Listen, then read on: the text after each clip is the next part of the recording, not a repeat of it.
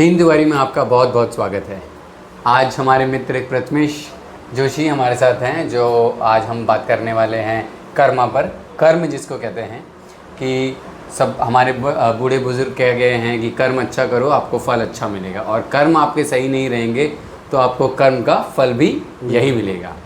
तो प्रथमेश जी, क्या विचार हैं आपके इस बार? आपने एकदम सही बोला है कि जैसे कर्म करोगे वैसे ही फल मिलेगा आपको।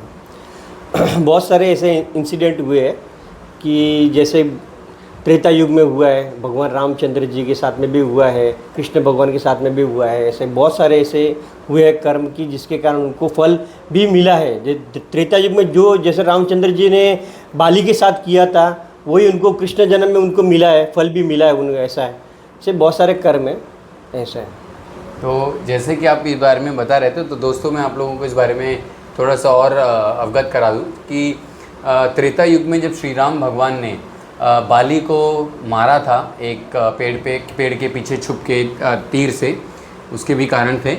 तो वो जो उन्होंने उसके बाली के साथ किया था, तो जब वो त्रेता में जब महाभारत का युद्ध खत्म हो गया था, समाप्त हो गया था, तो वो एक पेड़ के ऊपर बैठ के बांसुरी बजा रहे थे, और एक भील आया और उसने जो उनके अनजाने में उनसे क्या तीर लग गया था।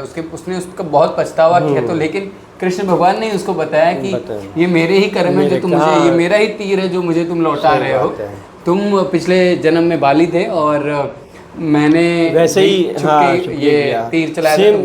सेम वैसे ही महाभारत में भी भीष्म पिता ने भी वो जब क्या कहते वो उनके सैया पे सो रहे थे, तब उन्होंने कृष्ण भगवान से पूछा था कि मैंने ऐसे कौन से कर्म किए जो मुझे इस बाणों की सैया पे सोना पड़ रहा है। तो तब कृष्ण भगवान ने भी उनको बताया था कि देखो, जब बहुत पुरानी बात है, जब क्या कि तुम जंगल में विचरण कर रहे थे, तब क्या कि वहाँ पे एक सर्प मिला था। तुमने सर्प को क्या कि अपने बाणों से उठा के वहाँ पे क्या कि अपने वो कांटों के बबूल के पेड़ पे डाल दिया था। तो उनको जो बबूल के पेड़ उनको सांप को लगे, वैसे क्या कि भीष्म पितामह को भी क्या कि लगे। ऐसे तो बबूल के पेड़ पे जो है कांटे होते हैं, और वो कांटे जो है सर्प को चुभे थे। उसी प्रकार से हमारे भीष्म पितामह जी को भी वो उतने ही बाण बन के वो चुभे थे। तो ये कर्म होता है, तो इसीलिए हमें हमेशा अपने जो कर्म हैं वो अच्छे रखने चाहिए। तो ये पहले तो ये ऐसा होता था कि एक युग के दूसरे युग में फल मिलते थे, एक जन्म के दूसरे जन्म में मिलते थे। लेकिन अब ये कलयुग है, और कलयुग में ऐसा है कि हमारे जो कर्म है वो हमें उनका फल इसी जन्म में मिलता है, इंस्टेंट मिलता है वो भी। जैसे कि आप किसी की पीठ पीछे बुराई कर रहे हैं, तो आपकी भी कोई बुराई कर रहा होगा, तो ये आपका कर्म है। तो इसके बारे में और कुछ बताना चाहेंगे आप? हाँ, ऐसे इनसे बहुत सारे किस्से हैं। इसमें से एक किस्सा मैं आपको सुनाता हूँ। मेरे एक व्यापारी मित्र है जैसे, तो उनका एक कपड़ों का बिजनेस है, कपड़ों का व्यापार है उनका बहुत बड़ा। तो वहाँ पे क्या आता है, उनका रिटेल का बिजनेस। तो वहाँ पे क्या आता है कि उनके पास होलसेल में कपड़े के गट्ठे आते हैं बड़े बड़े। ओके। तो उनके पास एक दिन ऐसा हुआ कि उन्होंने जब ऑर्डर दिया, उनके पास एक व्यापारी आया तो उनको ऑर्डर दिया। ऑर्डर देने पर उन्होंने लिखा है थे उनको 8 बंडल के ऑर्डर दिए थे, बड़े बड़े। तो 8 बंडल के ऑर्डर दिए। जब माल आया उनकी दुकान पे माल आया, तो वहाँ उसकी 8 के जगह पे 12 बंडल आए, कपड़ों के बड़े बड़े बंडल। 12 आए। 12 बंडल आए, तो बिल में लिखा हुआ था 8 ही बंडल का। अच्छा। और आए 12 बंडल। तो वो जब पैसे लेने को, जब व्यापारी आए, दूसरा व्यापारी पैसे लेने के लिए, बंडल का पैसे लेने के लिए आया, तो उसमें लिखा था बिल में 8 बंडल। और इससे पता था कि मेरे पास में 12 बंडल आए। तो ये चीज उसने उसको बोली नहीं कि 8 बंडल आए करके, क्या कि 12 बंडल आए करके। उसने जानबूझ के फिर 8 बंडल के पैसे उसको दे दिए, बराबर।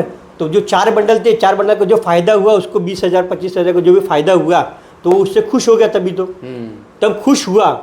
पर कुछ दिनों बाद में, 1 या 2 महीने कुछ हुए, उनके 2 बच्चे थे। उसमें से एक बच्चा इतना उसका बीमार हो गया ना, इतना बीमार हुआ कि उसको हॉस्पिटल में एडमिट करना पड़ा।